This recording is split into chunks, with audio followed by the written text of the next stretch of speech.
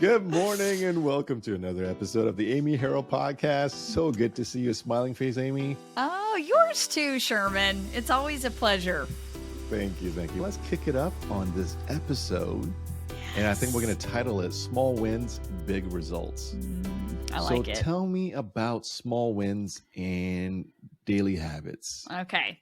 So if you remember our last episode, we started the conversation around the neuroscience essential of slowing down. So it's interesting because I found a study by Harvard that said that when they looked into the daily habits of hundreds of knowledge workers across multiple industries, what they found is that of all the things that could boost these workers' mood and motivation during the workday, the single most important was these workers making progress on meaningful work.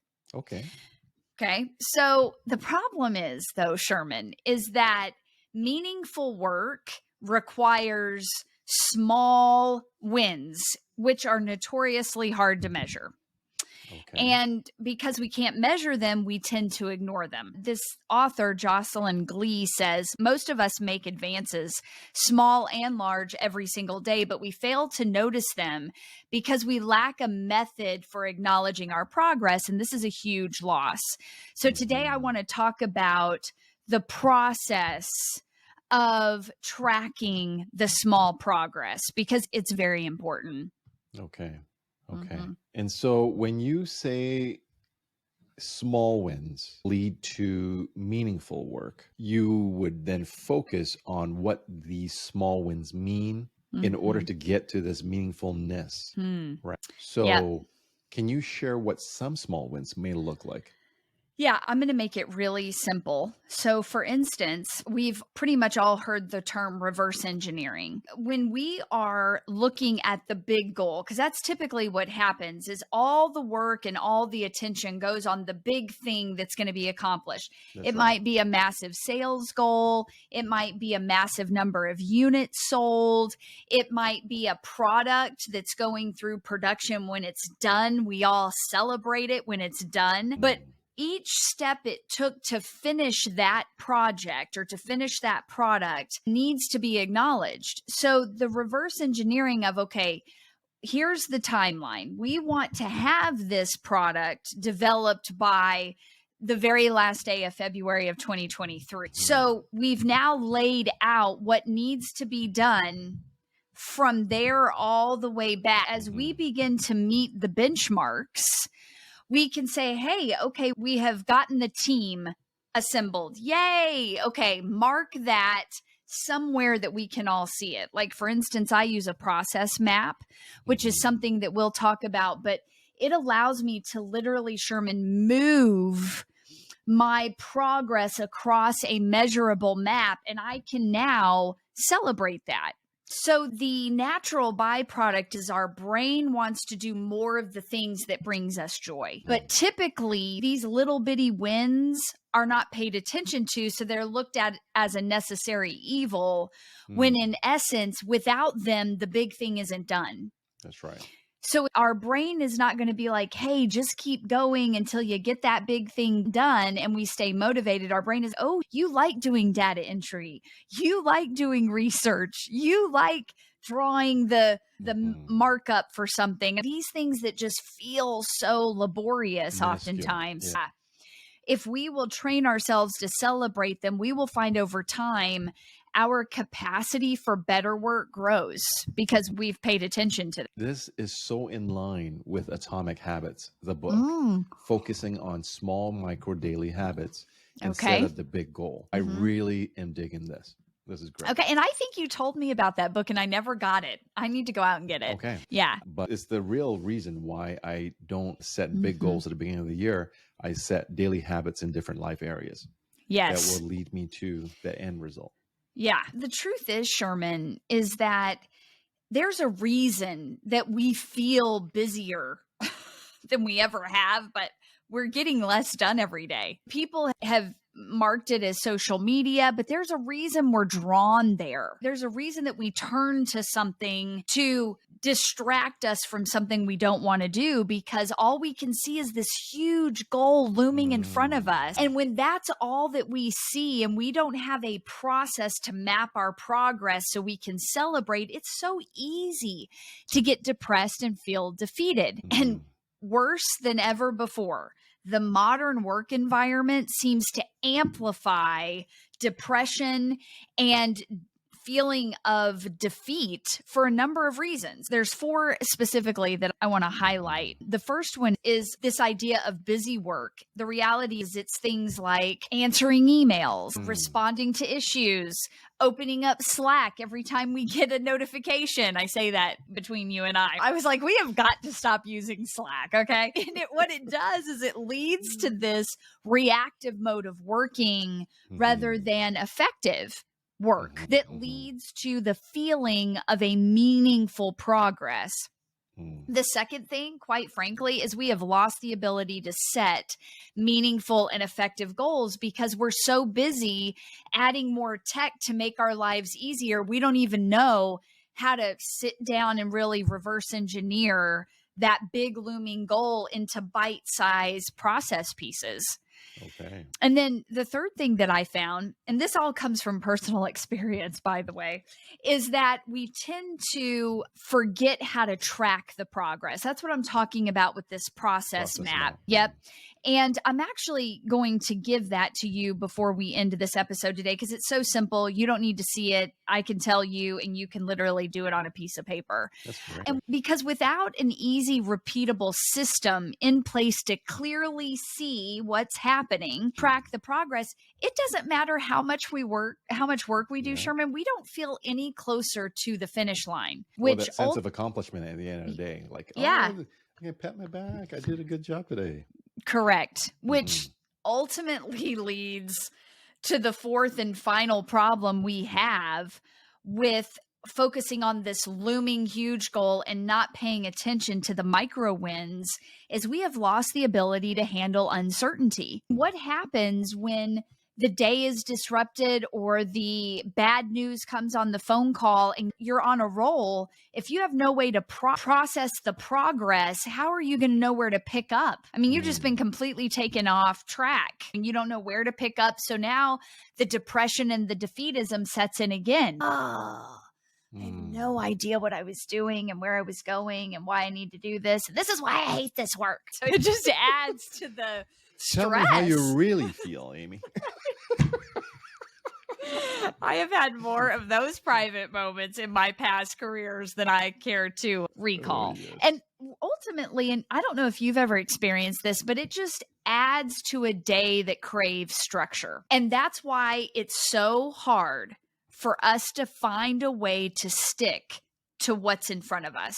That idea of shiny object syndrome, this is where it comes from. We don't know where we are in the process. We forget where we're headed. All we can see is the deadline, and the deadline is killing us.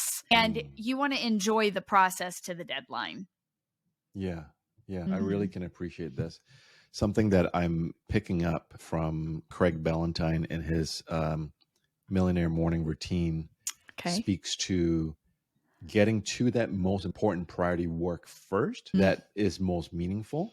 And shutting off everything. No emails, social, That's nothing.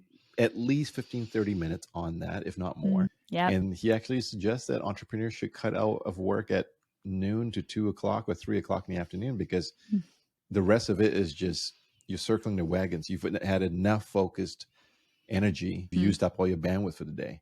That's right. And I think this is really in line. This is amazing. And I'm really glad that you're going to share this process map, because we can share something with our viewers about how to easily track their processes. To the win. Then that's all. It's so simple. It's so simple. And one thing that we'll also do, Sherman, is just post a picture. I just have an organic picture of my own. If you walked into one of the rooms in my house, you would find those big sticky notes, but they're bigger for the wall. Yes. Do you go old school? Do you actually have Post-its that you just push to the next square, or do you have something like a whiteboard? I use those big canvas like presentation pieces of paper that you would use in a meeting. And the Post-it note company has taken their Post-it technology and has just made it much bigger. So I have those Post-its turned. Is it horizontal that goes this way, or is it vertical? Right. Yeah, Okay. horizontal.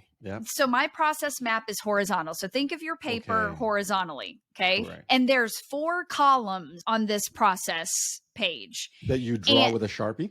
Yep. I just use a good old Sharpie and paper. Okay. And every process I'm tracking or project I'm tracking that needs this process map is a different color for me, because I like that. It helps. I don't know. It makes me feel good. I understand. Right. So every map has its own color Sharpie.